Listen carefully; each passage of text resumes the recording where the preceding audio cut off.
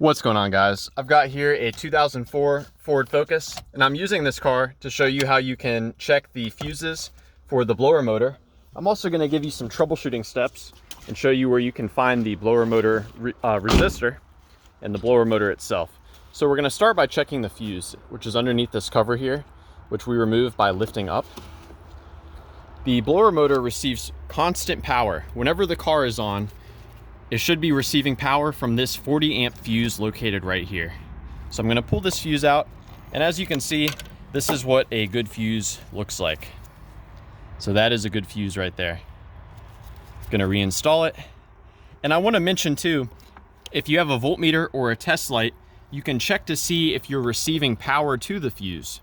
You should be receiving power there whenever the car is running, and that power comes from that ignition relay.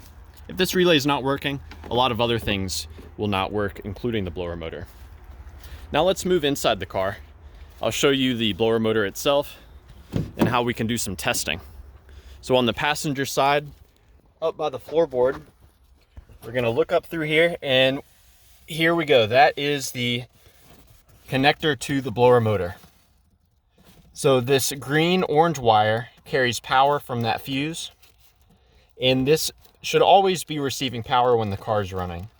The black-red wire carries ground, and that ground comes from the blower motor resistor, and that's how the speed is actually controlled.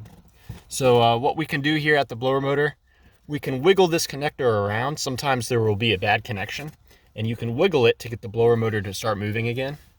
You can also bang on the bottom of the blower motor. So here's the blower motor. We can give it some good whacks with the blower motor turned on. If after you hit it, the blower motor kicks on, then you know that there is probably a bad connection in the blower motor, and you should plan on replacing it. Now let's take a look at the blower motor resistor. So open the glove box. We're supposed to push in on either side of the glove box to get it to open all the way. And there is your blower motor resistor right there. So that carries a ground signal from the switch here to the actual blower motor. And that is something that fails frequently as well. So yeah, I hope this information was helpful for you. Please do let me know if you have any questions, or more importantly, if you've got any advice about troubleshooting the blower motor on your Ford Focus.